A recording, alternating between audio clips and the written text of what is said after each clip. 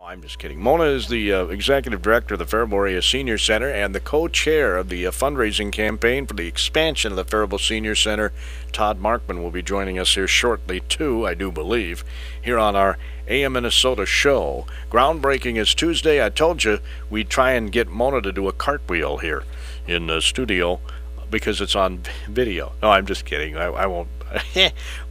Paradise Center for the Arts will be talking to us about what's happening in October on Monday.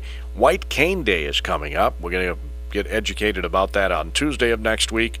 Faribault Fire Chief Dusty Dienst joins us next Wednesday because their open house is on Saturday, October 7th, and they've got a lot of fun things he wants to tell us about, and also he's going to give us some fire safety tips. The Chamber Y-Pro group is doing a coat drive again this year. I know it's hard to be thinking about coat drives, but we're starting to wear coats now, right? Amy Kramer and Becky Lippert will be with us next Thursday, and the River Bend Ramble is coming up, and Brianna Wheeler will be with us on Friday, October 6th. So a great week of AM Minnesota's again. By the way, on October 9th, I'll be heading over to the Kenyon Fire Hall. AM Minnesota hits the road. We'll be visiting with their fire chief in Kenyon, Scott Miner, and that's during Fire Prevention Week. And on that Wednesday, Northfield Fire Department will be represented over at Professional Pride Realty in Northfield, and we'll get their take. It's kind of cool because the Kenyon Fire Department obviously primarily has rural fires, and then you've got Northfield a couple of days later, so we'll get a couple of sides of the story there. So, Mona, are you about ready to do cartwheels? You know, if I could do a cartwheel, Gordy, that would be a act of God. Even when I was 30 years or 40 years younger, I couldn't do a cartwheel. So okay. I ain't doing one today. But you're pretty excited, I'm sure. Yeah. That doesn't even describe it, really. It's been so amazing. We started talking about this expansion, according to my history here, 2008.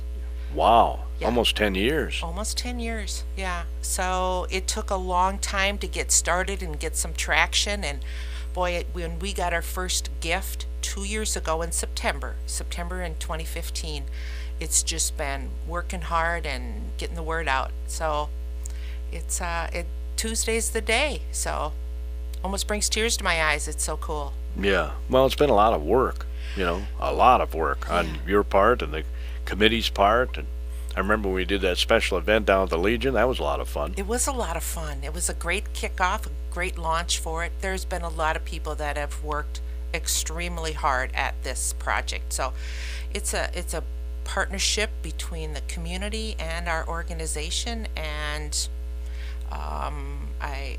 it's really going to happen, and it's happening really soon now. So yeah, Tuesday's the groundbreaking. Everybody's invited, right? 5 o'clock? That's right, the groundbreaking. We're having a meal. Brian Freed from Uncle B's Barbecue is going to set up a food truck, so if people want to come early, they can purchase supper, and then the program starts at 5 with a couple of speakers and the actual turning of the dirt. So do you know who's going to be turning the dirt? That's the decision that needs to be made, Yes. We have some people that have been identified. The mayor of Faribault, of course. Yeah. Kevin will be there, and then Paul Panoski from the city. And then there will be 2 representatives from Metcon. They will be, they're our contractor. 2 representatives from the architectural firm, ISG. 2 people from the senior center, Milt Plaisance, who's the board chair, and myself. And then the co-chairs of the steering committee, Todd Markman and Clarence Anderson. So those will be the people turning the first shovels. So how many is that? That's 8. I lost track. No, 10. 2, 4, yes, there's 10. There's 10. Okay. Two people representing 5 different groups. So. I did see your notes that 500 individuals have donated to this. Isn't that awesome? That is really awesome. It is, and that is unique donors. So, some people gave more than once. Sure, but you only counted them once. Right, yeah. In the 500, yes. So, sometimes when people gave more than that number even goes, that's different number of gifts. But yeah, over 500 unique, 519 unique donors. So it's just it's just overwhelming what people are doing for this. In fact, in a few minutes, I'm going to make an announcement of a great new gift. So, Ooh, okay, well, that sounds good. Hopefully, Todd will be here shortly. yeah. Yeah, he's a banker, you know. Well, he's a busy man. So. Yeah. So we're going to be visiting with them when AM Minnesota continues, but he's the executive director of the Faribault Area Senior Center, and we are talking about groundbreaking on Tuesday for the expansion of the Faribault Area Senior Center. Discussions began, Mona noted in our first segment, in 2008, and it'll be completed next year, right? Yeah. Yes. We haven't seen the actual construction schedule yet, which it will be happening. I think we have the first meeting set up next week for that. But Did you look at the shirt Todd has on there today? It's Freddie Falcon. Sorry. hello, Todd. Morning. It's homecoming. That's why he's wearing that. Absolutely. I didn't mean to interrupt you. No, it's all good. It's all I good. did. Sorry. That's okay. Where was I? I don't remember. Okay. All right. Well, You were Homecoming. going to make a major announcement of a big donation by Mr. Markman here. actually, Or not. the gift is not Mr. Markman, although that has been made. But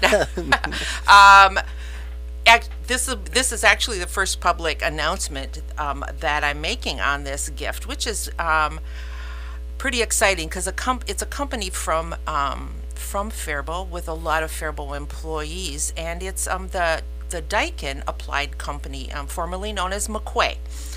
And we approached Daikin during the summer and talked to them about a gift. And he called me this week, and Jim Stickney is a director of operations, is the gentleman that I was in contact with. And they said initially that yes, they would be making a gift, but they hadn't determined what size it was going to be. And so when he called me on Monday, he said I heard him say they were going to be donating a unit for our building expansion. That's what I heard, a unit. And we need 3. And so I thought to myself, that's very nice, because that's one less than we need to purchase. But as we were emailing back and forth, getting the pieces in place, he said, just to be clear, we're donating 3 units to your project. Oh, wow. How cool is that? Yeah. I mean, literally, that's cool. Yeah, that's it's very cool.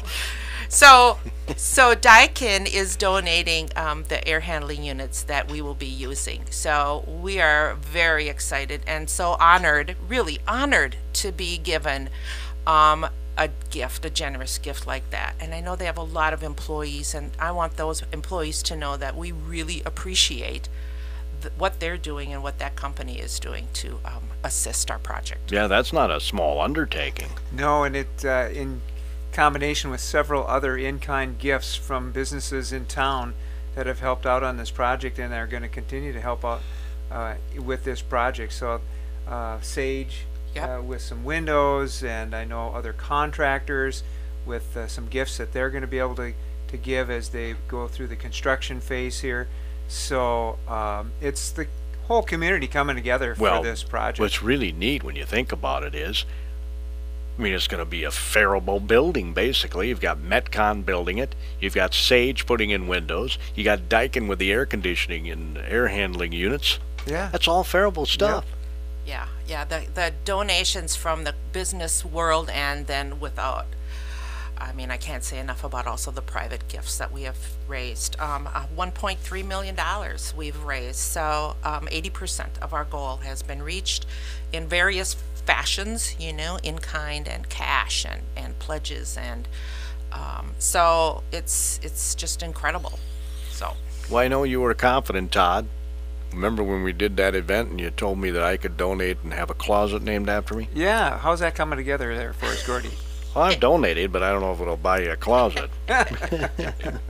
No, it has taken some time, but not without the belief that it's going to come together, and this is what we're seeing right now is the culmination of a couple of years of effort and commitment of the entire community to pull the dollars together. And of course the Senior Center, hats off to them for the foresight and knowing that we're going to raise this money before we go ahead and start this project, and not get upside down at all with the project. And so at this point of the ball game, we're ahead of the ball game, and can go ahead with the groundbreaking and get this construction underway. And with a few more pledges to be collected, and a few more dollars that will be coming in, this building will be fully paid for, and without any debt to the senior center as we move forward. Yeah, well, that's the generation that didn't believe in credit cards.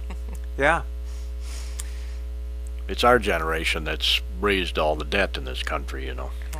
You know, Gordy, talking to a banker, that's not all bad. Oh, that's true. Sorry, I forgot.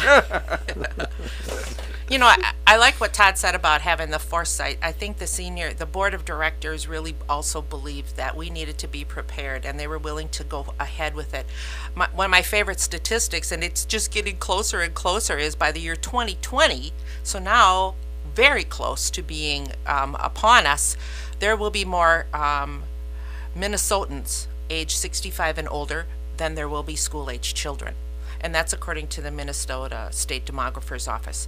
So more individuals age 65 and older than school-age children. So there's a lot of us. Yeah, and then that also, when you take a look at it, is concerning. Yeah, we're living longer, which is nice. But I mean, who's gonna, pay for Medicare and all that good stuff? But we're not here to discuss that. Yeah. But I think this goes to tell people in Faribault that we are aware that there will be more use. The seniors are looking for different things than the people that built the original senior center were interested in. Our new space will have an expanded coffee shop or commons area. Our new space will have a fitness studio, which we didn't have before. Those are things that tomorrow's retirees are looking for, and so we're going to be ready for that. They say the 60 is the new 40. I love that. Which means the 40 must be 20. Yeah. Right? Yeah, the growing needs that we foresee for our seniors is increasing, and so to have the foresight to be able to put the facility like this together is one of the reasons why Faribault is really quite a progressive community, and it's needed. And so as we look around to other communities in our neighborhood and throughout the state and throughout the union, are they as proactive as Faribault has been in expanding their senior services as we have been here? And so we can really be proud of that. The other thing that I am really proud of is the fact that the city, in conjunction with this project, realizes how important this is, not only for the seniors of our community, but for our downtown, and the commitment that we've made to our downtown in Faribault, and the senior center along with the park and rec and the library anchoring the south end of our main street. This is exciting, and what a spectacle for people that are looking at Faribault and coming to Faribault to say, hey, these people have the great facilities that communities like Faribault need, and our citizens are going to be very proud of it. Now, there aren't many communities, I don't think, that have a senior center next to a library with a recreation center in between. I think that's an awesome idea. There are other senior centers that actually are quite jealous of how we're positioned. I'm sure they with our location, attaching it to a city facility, having this public and private partnership is such a benefit to the residents, to the taxpayers, and to the city. For example, just a swimming pool alone, I know that some senior centers have their own swimming pool, as it's obvious that running a swimming pool is an expensive undertaking. Well, we don't need to have a swimming pool in our senior center, as some do, because the city right down the hall from us has a fabulous facility that's greatly used by our membership. I'll So bet it is. it's awesome to have people come in the morning and play pickleball in the gym or go to water exercise, come and have coffee, walk down to the library, have lunch, play cards in the afternoon, or take a class, and be able to spend an entire day in this complex. So it's just everything that we could want. It's perfecto. So the expansion, go west, young man. Go west, right? Right. It does take us to First Avenue as we go west, and so the homes that had been there are going to be raised, and that'll be the large part of our parking area. And the entrance now to the senior center will come off of First Avenue, which is a less populated avenue, more safe for our seniors as we enter our parking lot to come into the senior center. Not off of Division Street as it is today, which is, of course, Division is quite a busy street. Right, yeah. No, that makes perfect sense. Bet that was one of your first things you brought up when you were talking about the expansion, wasn't it? Right, absolutely. I've always been very concerned about that narrow entrance from Division into our parking area, and now what that will still be there, but the main entrance will be extremely wider and give us a lot safer access in and out. And we'll have a cover over it, right? That's true. We will have a canopy over the entrance, so people will be able to drive close and then get out on the sidewalk into a covered area. So important for the Minnesota winters and Yeah. our climate. Most definitely. Well, Yeah. even rain, you know. Yeah, that was one of the things we've been lacking, because the sidewalk is very long. It wasn't covered, so when people got off, whether they were dropped off by a family member or bus or cab or even driving themselves, they now will be able to walk safely. So what is the timeline for construction? Now, obviously, Todd and you and others are going to be flipping the shovels and wearing the hard hats. Right. I've never understood the hard hat thing. Photo op, I guess. It's all for show. Yeah. Anyway, you'll be doing that on Tuesday. Right. Then when can we expect to use this facility? Well, from what I'm understanding, and we have not gotten actual firm timelines yet, but they will be moving the dirt, so to speak, within the next couple of weeks. So we plan to get the site work done and get the footings poured before the frost this winter. The houses will be raised also at the same time as the site work starting, because the same contractor's doing that work. And so once they bring this big equipment in, they're going to leave it there. So the houses will go, and then we start leveling off and filling in and getting the footings poured. If we have a mild winter, of course, things will proceed throughout the winter. But we didn't budget for winter conditions is the term, which means, having this heated. So we'll do as much as we can. Hopefully get the walls up, get a roof on it, and then we see how the winter proceeds. It would be my estimation that we will be occupying it, by next year at this time. So, Okay, so next fall. yeah, summer, fall. And then you're going to have a shindig when you have it open? Absolutely. You should see the smile on Gordy's Oh. face. He's talking about a little party. Oh, yeah. Well, He lights up when we're talking party. well, I think that'll be a good time. Oh yeah, ribbon cutting. I think that's what we'll do next, huh? So yeah, that will be planned as we go. I am excited to actually be part of a construction project. I was told at one time that raising the money is the hard part, is the easy part compared to putting up the building. And I thought, I'm so excited about putting up the building that I don't think that that's going to be hard, especially with a lot of great people walking beside us. So Yeah. What's the square footage again on the addition? the addition will be 11,000. So our current space is 5,500. So it's a really easy way to kind of envision it. So 5,500 currently.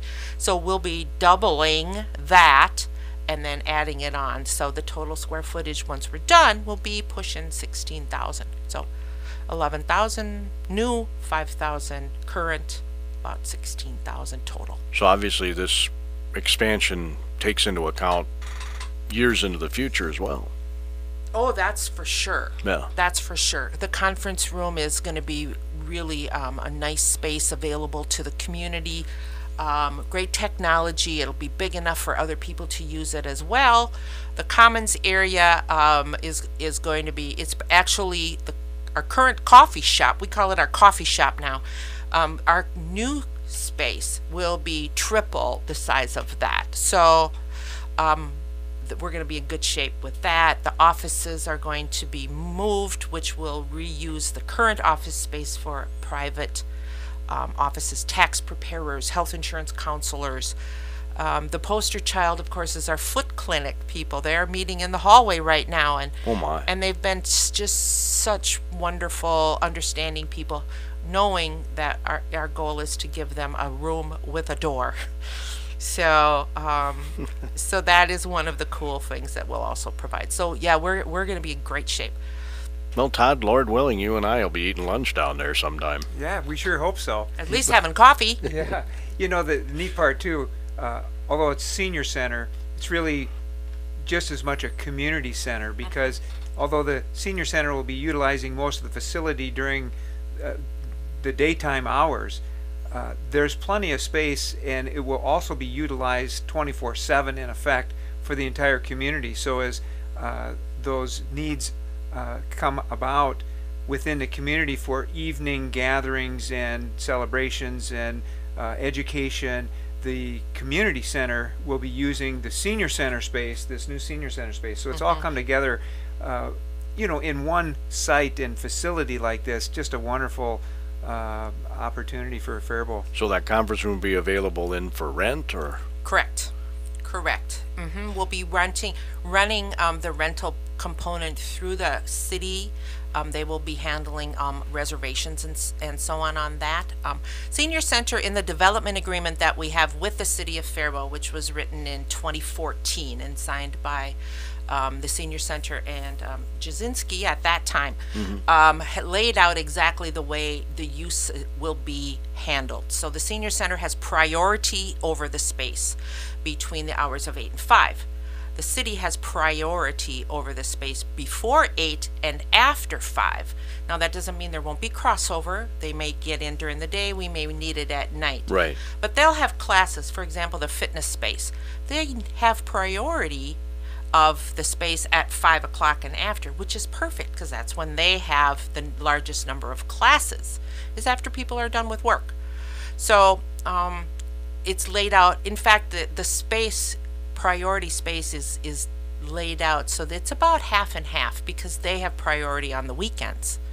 So there's plenty of time for each organization to have access to it. So I got a program in my hot little hands that Mona handed. Boy, wow, you guys, look at the printing in here. yeah, Very fancy. thank you. Is that your idea, Mona? Well, you know, there's a lot of opportunity on the internet to help you with these things. So turn it over, Gordy, and look at the back of it. On the back of it is the coolest thing, because what we did was we took the list of our donors and we put them all on the back of this program. Wow, I don't know how you did that. What font is that? A 2 font or what? Yeah, well, you can still read it. So Right, no, I'm that's not the saying you objective. can't, but I Yeah. mean, holy moly. You said 500 people on here. There's a lot of people on the back of that. Yep. And then there's some anonymous donors, which we just put that number on there. So it is really impressive to see the number of people. So I don't want it to get away from us also that we have not reached our goal. And so if people would like to have their name added to that awesome list of their neighbors, family, and friends, we would really love to have them. I think some people maybe held back a little bit, waiting to see if we could actually do this. Wouldn't you think, Todd? Yeah, I agree. And even some of those that have already given, they might have said, well, I'll throw a little bit added here in hopes that things come together. Well, they have come together, and so the excitement of seeing this construction begin and the project coming together, I'm very confident that many of the people on the list here already are going to say, hey, I'm really going to step up the plate here. I can contribute a bit more to make sure that we do make our goal. But those that were hesitant at the beginning and said, well, you know, I actually need to see and feel and touch, now it's reality. They'll be able to see and feel and touch and hopefully give. Included on here, it says at the end, 41 anonymous donors. I know.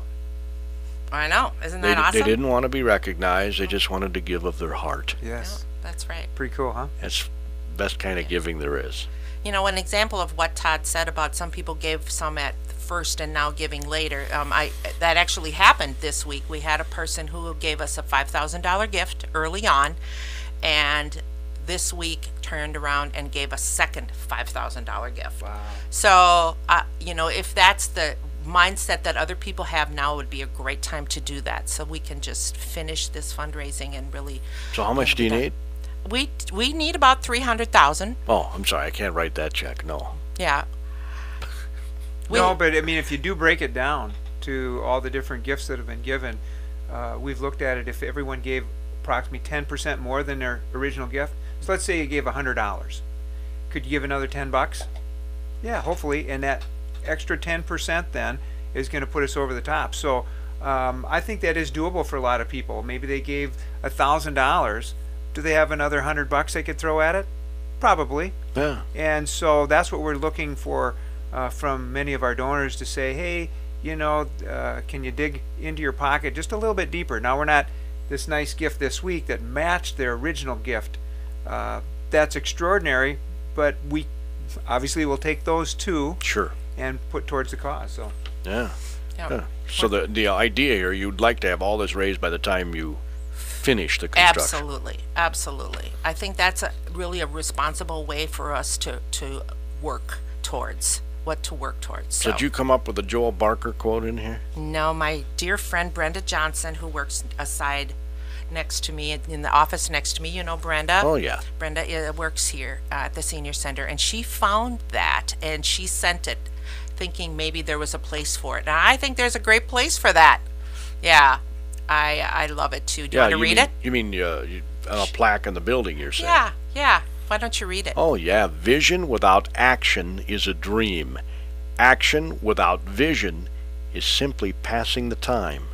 Action with vision is making a positive difference. Yeah.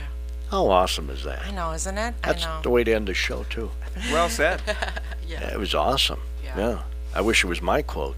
Todd Markman, thanks for joining us. Thanks, Mona. You're in tune to KDHLAM, Faribault, Minnesota. Hope to see you Tuesday.